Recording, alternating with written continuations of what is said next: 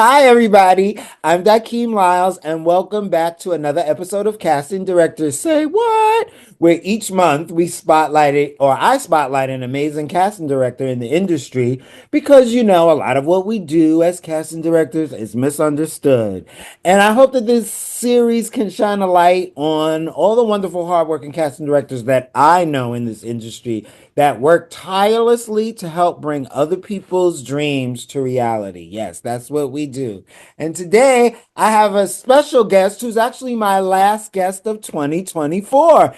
Introduce yourself. I'm Elizabeth Berra. Thank you for Hey, having hey, me. thanks for joining me today, Elizabeth. Now, Elizabeth, what type of things do you cast?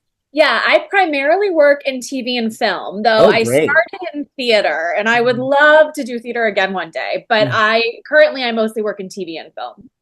And how did you get started in casting? Everybody has a casting journey because there was no school for us. We kind of Right. just tripped into it or interned into it. How did Yeah. you find your way into this fulfilling, frustrating, and amazing career? I always knew I wanted to work in the entertainment industry, but I wasn't quite sure what I wanted to do. Mhm. And like you said, there was no program for casting, so I sort of fell into it through acting. So I went to undergrad and got a degree in history and then decided that I wanted to do a 2-year professional program in New York once I was done with undergrad. So I moved to New York and I did a 2-year program at the Cap 21 Conservatory, which was part of NYU at the time. Oh, nice. And it was great. I learned so much about the business, yes, about acting, but also like other players in the business and other things that you could do aside from being an actor. Right. And we got ready to showcase at the end of the 2-year program. Lindsay Levine, who's a great casting director who worked for Tara Rubin at the time, Mhm. was one of our advisors. And I just sort of said to her, I want to do what you do. How do I do this? Like, I really think that that's sort of the path that I want to take instead of being an actor. And Lindsay was wonderful and was just such a great resource to me as I was starting to enter this business. And from there, I interned at Tara Rubin's office. I got hired at Tara's office as an assistant, sort of through their busy period. And then when things started to slow down a little bit for them, Mary Sugarman, who's the casting director at Tara's office, um, heard that Mark Hirschfeld, the like legendary TV casting director, was looking for an assistant in New York and set me up on an interview. And from there, I went and I worked for Mark for 5 years. Wow. And then from there, I've been with Alexa for the last like 7.5 years. So it's really been quite the journey. And I'm very grateful for all of the people, the casting people that I've met and who have influenced me along the way. That's so amazing. See, that's kind of similar to my story too. I was an actor. I wasn't getting any auditions, so I decided to intern to sneak into auditions at a casting place. And I got the casting bug just like you and was Yeah. like, you know what? I think I'd rather be behind the camera, in front of the camera. And I think both of us are lucky enough to start when we started, one, Mhm. and two, to start with the type of people that we started with that was so giving and helpful and encouraging us. Because I remember when my intern was over, I was like, well, it's back to acting, I guess. And Liz Lewis was like, do you want to work here? And I was like, do I? And then my mother smacked me and was like, of course you do. And look, here I am now. So it was just like this thing that pulled us along with meeting the right people, right? And I think that's something that people don't often know is that casting is such a small community. I always talk about like the family tree. Yeah. Like you can look at like who is here and who's here, and this person worked for this person, and this person started under this person. It's such a small, supportive community. I really feel like everybody does really know each other, and Yeah. we're very fortunate for that. Yeah, we really are. So now my next question to you is why have you stayed in casting so long? Like why casting? What about what you do this side of the industry do you love so much that keeps you in it? Because it's not like it's getting any easier. True, true. I love that it's the perfect balance of creative and analytical for me. I love that we get to look at a project sort of as like a blank tapestry and who are we going to fill in, to create the world and bring the project to life. I love that part of casting. Yeah. And I also love that there's an analytical part to it where we're, negotiating with the agents and we're thinking constructively about, okay, if I have this bucket of money, how am I going to, break this up to sort of meet our needs for this project? And I think some people are perhaps less aware of the analytical side of it, Yeah. the business side of it that you need to negotiate. And obviously film and TV and commercials, there's more of that than in theater, where you typically have a general manager that's doing the negotiations and the casting director is less involved in the nitty-gritty of that. But I think what's kept me here is I love the balance of it. And I also feel like it's such a gift that we get to create things that don't exist. There's nothing more exciting than like going to see a project that you worked on and you're like, there it is. Like it all came to life on this screen. And it's magic. It really is magic that like we get to work on something that didn't exist before. And it's that creativity that's always there, right? Like, Yeah. yeah, some jobs might have a similar sort of trajectory on how we get it going, and there might be some similarities to just the process of casting, right? But like for just like you said, for me, like it was especially when we were doing a lot of in-person castings, going into the studio and figuring out how we were going to make the day run smoothly so that we can get what we need from the actors so that they can still have fun so that our clients are happy. It was always like, you boy, so how are we going to run this casting today, and Yeah. who are we going to get this in? And that creativity fuels you, right? And then when you see the end product and you see people that come up to you and like, Elizabeth, you cast me in my first thing and that gave me such hope, like that really inspires me, and I'm sure it inspires you too. Yeah, absolutely. And I love that we get to be an advocate for actors. Like, I love that we get to see everything, especially being in New York, like, see so much theater on Broadway, off Broadway, downtown, like, all over the place. And that we get to bring these amazingly talented actors into the room and introduce them to people that they might not have otherwise met.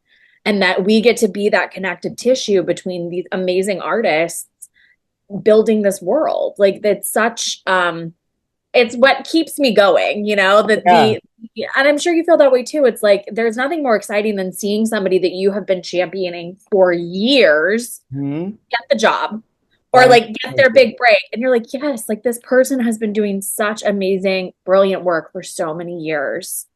Um, it's so nice to see them sort of like get their recognition. And I feel like every casting director has that group of actors that they just love and are Mhm. always cheering for. Yeah, and I that's what I try to get actors to understand. I was like, outside of your agent, there's no other person that is the biggest cheerleader and is rooting for you to do your most amazing than the Yeah. casting director. We want and need you all to be amazing so that when we're bringing you in and we're in that room with you, it's not, I always tell them, don't be nervous because now you've got this person that's like, all right, let's try and get you to shine. Do this tape. Now, oh, that was great. Now let's do another one to show them what else you can do so you can get this job. I want to help you, you know? So then that brings me to my next question, just because the industry has really changed a lot. It's still Yep. changing. What is your perspective on the current state of the casting industry, and what do you think actors should know going into it now? Like I just taught a graduating class just now, and I've been trying to tell them and prepare them for what they're about to walk into because it's different from when we started in 2000 or whenever, you Yeah, know? absolutely. I mean, I think the first thing I would say is that 2024 has definitely been quiet and it's been quiet for a lot of people. And so don't feel like you're an outlier. Right. That's been the situation across the board. And I really am hopeful for 2025 that things are going to pick up a bit. And Mhm. so, I mean, please. Um, but I think don't let 2024 discourage you. I think it was a really challenging year, especially, coming out of the pandemics and then out of the strikes. And it's just been a challenging few years sort of for the industry. But I really hope that things do move back towards being in person, like maybe not exclusively in person, but I feel like it's so challenging to build relationships with actors and casting directors when you're not in the same space as somebody. Like, yes, you can do a Zoom and like, yes, they can do brilliant, amazing work, but there's something about, feeding off of somebody's energy in a room where you're together working on the material. So I think, um, I would say understand that yes, the industry is changing, but I do think over these next few years, we will see sort of a swing back to some things being in person Yeah. because, we're a group of artists that thrive on community Unity. and collaboration and creating something together. I have a hard time believing that it's going to continue being as siloed and virtual as it's been these last few years. And speaking for myself, even the last few projects that I've done, our final callbacks have been in person. Yeah. Like there's still something, I don't know about you, but yeah, Yeah, it's mine too. yeah. I think we're seeing that more and more. It's like, especially directors, like they want to know who the actors are before they get on set. I feel like being in person together is so important. So I'm hopeful for 2025. I'm going to stay positive, Yes, but we have to. we have to. We have to. But I think, don't get discouraged by 2024. It was a really slow, weird year for a lot of people. And, may we all be working like crazy in 2025. Yeah, and I mean you that in-person aspect is so important. I mean, like I was telling these students, I was like, I remember this is how important in person can be when you don't have it anymore. I remember when I would work at Liz Lewis Casting, right? She had about 5 studios. Some of them would be going all the time. And it was always so helpful to me. Sometimes when I would walk out of the studio to bring my next person in, and another person from another studio that just auditioned will be walking down the hall, and either they would ask me, is this something that I'm right for? Or I would see them and be like, hey, you didn't get called in for this because you look like you would fit the, you should sign in for this. Read the Yeah. script, sign in. And you could discover that happened once to me where one guy was auditioning for something else. He was walking, I pulled him into my casting, and he booked the job. And I hadn't scheduled him. And you don't get that thing when you're all from the computer because nobody's coming into any office anymore. It's so true. One of my most favorite professional experiences was I did a short little stint on a movie with Francine Maisler. She was in LA and they needed somebody in New York. And the casting office that I was in New York, there were 3 other casting directors in that office with me working on different projects at the same time.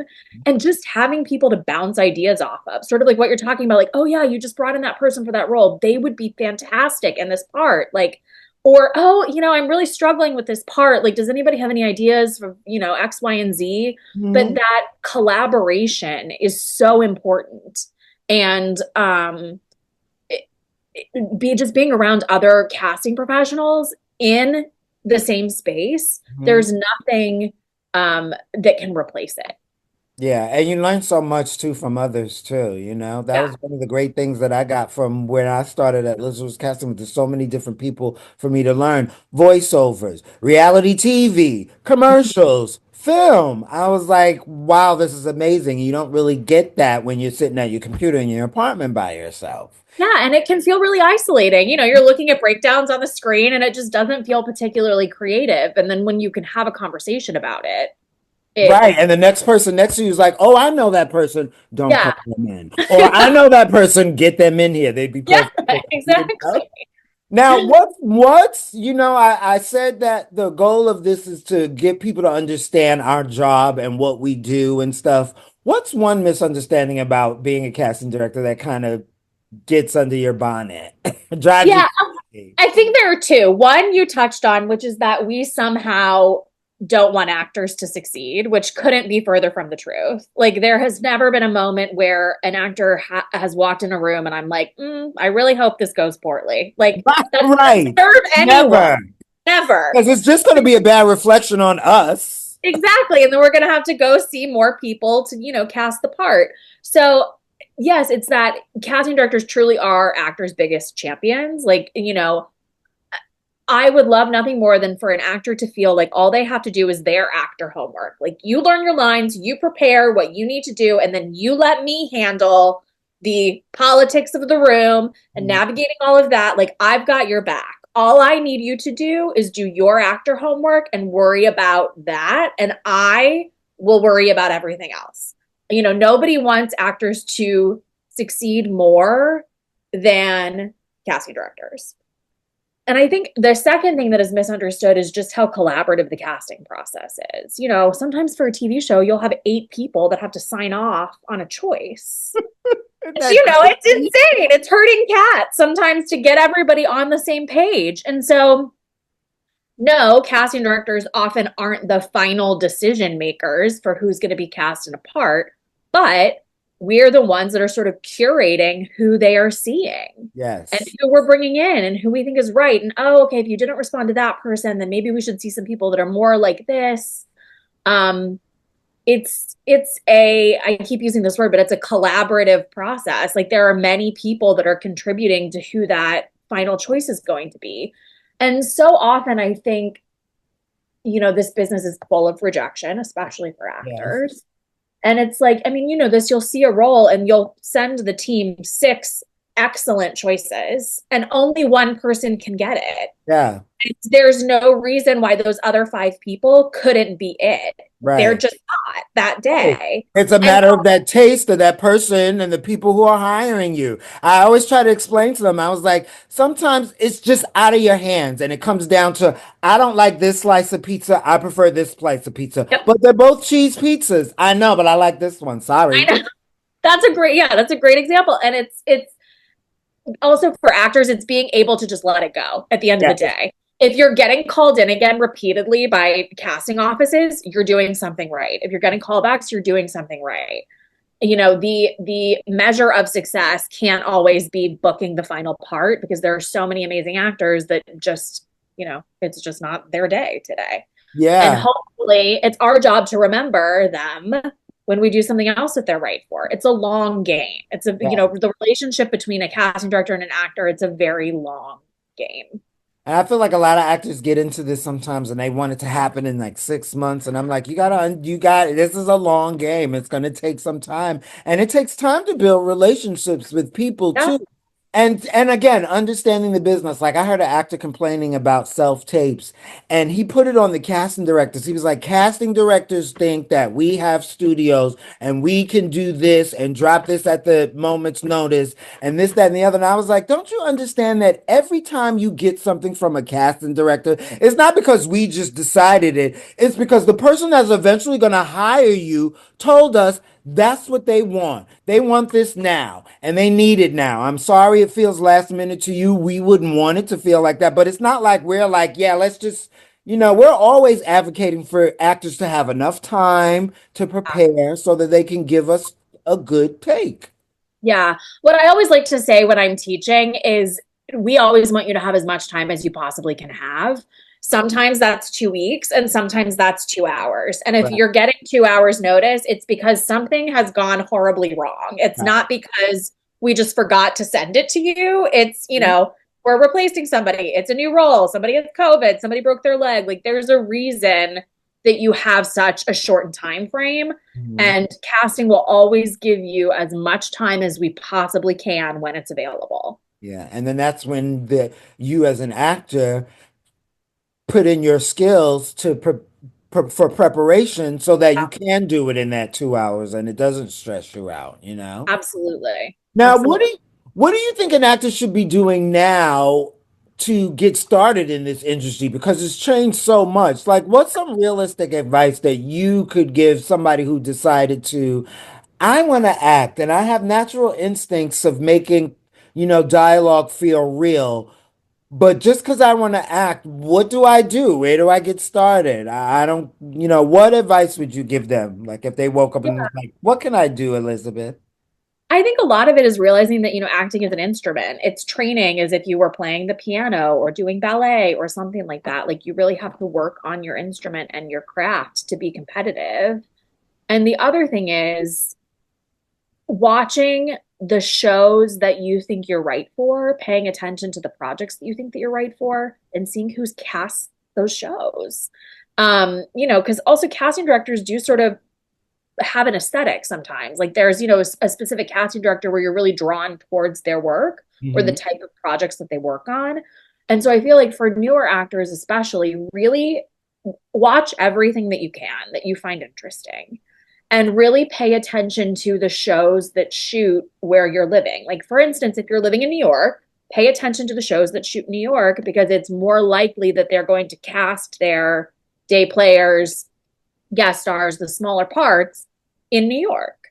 Whereas if you're an actor that's based in New York and you're watching all of these shows that are shooting in LA, it's less likely that that LA show is going to travel somebody for a smaller part to LA. Yeah. So I think it's really paying attention to the stuff that's shooting in your city where you are, but also the stuff that just excites you creatively and figuring out who's working on it, which casting director, which writer, which showrunner, and paying attention and establishing and developing your taste for the work. That's great, Elizabeth, because that always goes into what I say of it's helpful to have a goal and a specific goal so that you can focus on that for a short amount of time or as long as you want to, just to sort of structure how you navigate through this career. Because I ask so many actors, like, what's your actor goal? What's your vision for yourself? I want to do it all. And I'm like, okay, but how are you going to do it all? Show me how you're going to get up tomorrow and audition for theater, make connections with TV and film and commercial industry and the voiceover industry all in 24 hours. You Yeah. can't. So you got to get specific about what you want. And everything that you said is just excellent because I'm always saying that too. I'm like, find something that you like, a casting director you like, and then that be your goal to try and make a connection with them. Tailor your material so that when they look at it, they can see you at for something that they're casting. Don't go to somebody who's you casting Outer Banks and send them your Shakespeare tape. Like, well, nobody's going to be That's doing yeah. I that. mean, that's such an interesting point. And I think also too, when you're preparing for an audition, it so much of getting the material right is sort of understanding the tone. Right, You know, yes. is it for CBS? Is it for HBO? Is it like every project is sort of going to have its own tone. So it's really having an awareness of what specific creatives work on and sort of what their vibe is and really understanding that. That's so excellent. You just gave me a good idea for a class, and you should think about this too. Like when you're talking about them watch a series, two series, and tell me what the tone is, right? Yeah. See if they can figure that out. That's awesome, Elizabeth. Now, what went now, we've been talking about actors and what they need to prepare for and stuff like that, and casting directors. One aspect of an actor's career, and just something that we have to deal with, is the networking side of it, right? Even from our standpoint, we still have to get ourselves out there. And that can be hard sometimes. Networking can be confusing. What sort of advice do you have for actors when it comes to networking? Like, do you like to be contacted? How do you like to be contacted? What type of things get your attention? Like, what Yeah. realistic things should they be thinking about? Yeah, I feel like so much of it is just being a real, genuine person. Like actors are real people, casting directors are real people. We're all just humans trying to figure out this crazy, nutty business. And so I think being as authentic and real as possible is so important. I don't mind being contacted as long as it's like strategic and sort of has a purpose. Um, I And also think, specific, like know your name. No, yes, but don't just say, hey, like, hey, who? yeah, hey who, and know what we're working on. Like if there's a specific show that you see that I'm working on that you want to come in for, say that. Like be specific about it.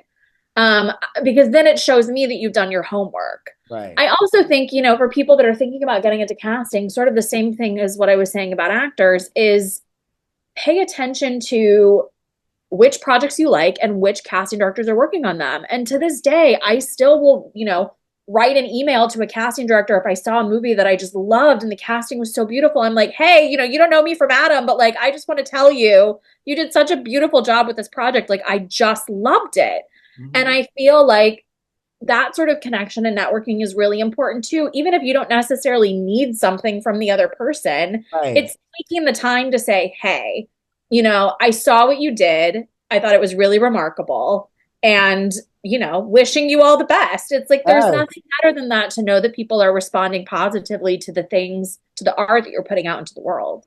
I love that. I always say start with an introduction, not with an ask, right? Like, Yes. hi, Elizabeth, can you give me? No, I can't because I don't know you. Can you just say hi and maybe compliment me on something that you saw that I worked on? That'll get me to remember you more. As Exactly. opposed to, hey, I'm a total stranger. Give me, give me, give me, you know? Exactly. And I Yeah. love that advice that you gave about casting? Because that was my next question, and you Uh, just answered it. I was like, yay! Now, here's some. Now, this has just been amazing chatting with you. Now we're down to our like rapid sort of okay. throw out questions for you. Just in general, if you're given the choice between 1 to 2 takes to submit when you haven't sort of preferenced how many takes you want, what's your limit if you didn't say how many takes you want when you're casting and you're getting a self take? I think two to three. If it's a larger like series regular role or something like that, like maybe you could do three if you really feel like there's enough variation between them to want to show off whatever color wasn't shown, in take Right. one. But I feel like if they're pretty similar, then like, maybe no more than two. Yeah. But um I like seeing variety. Yeah. Just make sure it's variety and not the same clip over and over. Exactly. Because then you're not only Exactly. wasting your time, you're wasting our time. Yeah, I think that's a very important distinction. Is it's one thing if you're sending three takes because it's really demonstrating three different versions of what it could be. Right. Um, but sometimes it is just repetitive. And I think one of the downfalls of self-taping is that actors sort of have to be their own casting director in a way. Like Yeah. they're Production company. reflecting on the work. Exactly. And so I always much prefer either Zooming with people, like live auditions that way, or actual in-person auditions because I feel like it frees actors up from having to do the work of watching Right. what they're doing.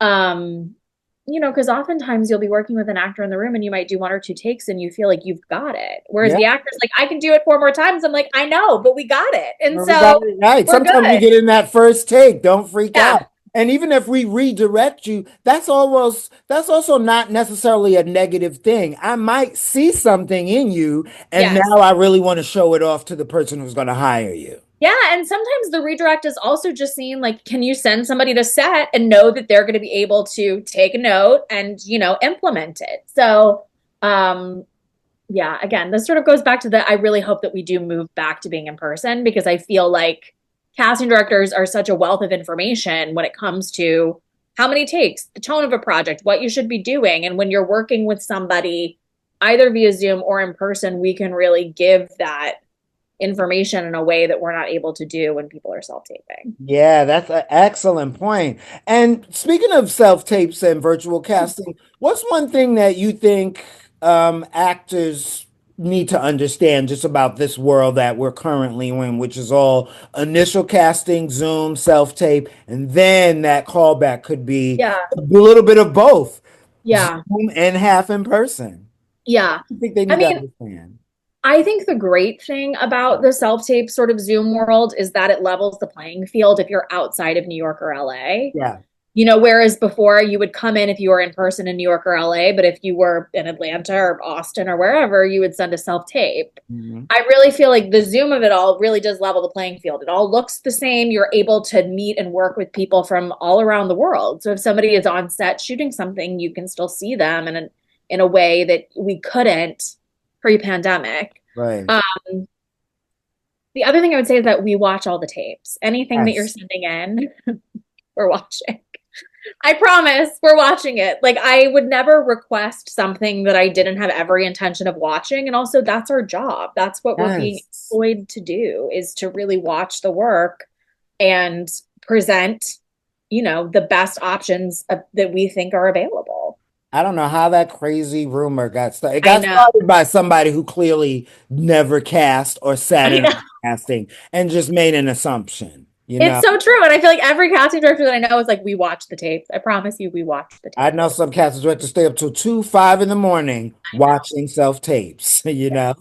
Yeah, another quick question. Yeah. What should actors understand when it comes to their headshots and how you view their headshots and what process that plays in them getting into the room? Yeah. I mean, I think the most important thing with a headshot is that it looks like you. It Yeah. can look like you on a good day, but it has to look like you. Mhm. Um, there's nothing more frustrating for casting than when you select somebody based off of a headshot and then they come into the room or they self-tape and you're like, that's not this person. Right? And the Or director's if like, it we is, don't. that's that person 10 years ago. Right? And you got to pull them to the side and be like, I can't bring you in. You're supposed to be Yeah. 18. Well, I was in Yeah. this photo. I was like, but you're not 50-year-old in that But person. you're not. think, headshots are expensive, so I understand why it's not possible to update them all the time, but I think it is important that it looks like you on a good day. Um, and that you feel good in it and that it sort of like captures your essence in a way. I'm not someone who thinks, you need the lab coat when you're submitting for a doctor and you need the top hat when you're submitting for a police officer. Like, no, you're an actor. We get that. You can do it all.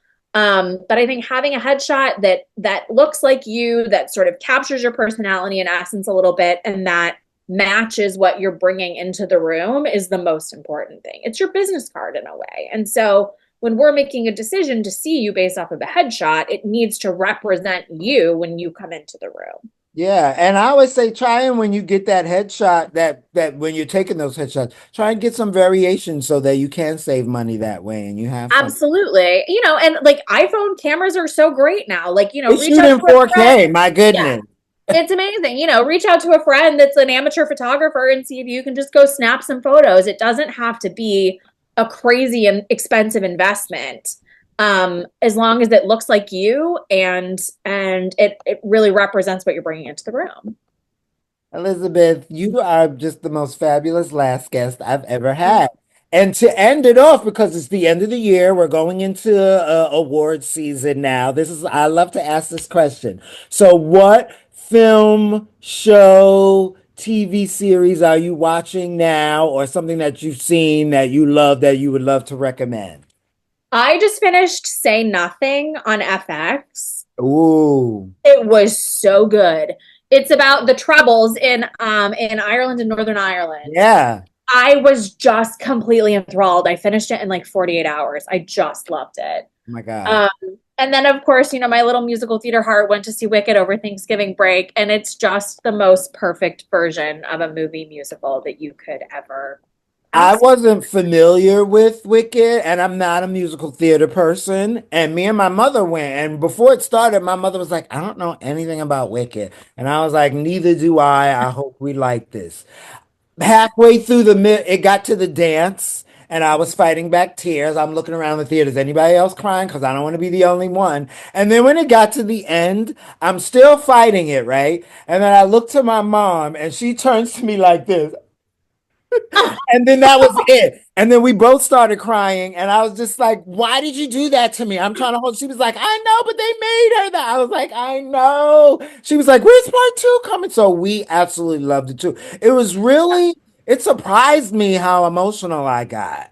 It was fantastic. And also, like, I think about the casting. Like, Bernie Telsey and Tiffany Little Canfield killed the game on that movie. And, like, that is a perfect example of casting directors who know what they're doing, who can elevate a whole process, by putting the right people in the right parts. And it just brings the whole thing to life. Yes, yes, I agree. Elizabeth, thank you so much for joining me on my final episode of Casting Director Say What for 2024. I want to wish you a happy new year, the best 2025 ever. I love your positivity, and I'm going to take what you said about going into 2025 positively and thinking good thoughts about it. Um, and just really thank you for all your guidance, people. She really gave good chat for this last episode. What sell yourself. Tell people how if you want them to get into contact with you or how they can follow you or reach out or know where you are. Yeah, I mean, Sell yourself now. IMDb Pro is like the best way to track what I'm up to. But also, if you want to send me an email, I have an email account that I am checking maybe once or twice a month. That's not my everyday account, which is just Berra, my last name, casting@gmail.com. Like, let me know what you're up to. Um, Always happy to know what actors are up to and doing in the world. And thank you for having me and just being a wonderful light and giving this opportunity to casting professionals to sort of explain what we do in this crazy weird profession that we all love. Oh, thanks, Elizabeth. Happy holidays, happy new year, and happy holidays and happy new year to everybody else too. Hopefully, I'll see you next year for another episode of Casting Directors Say What. Bye, everybody. Bye, Elizabeth.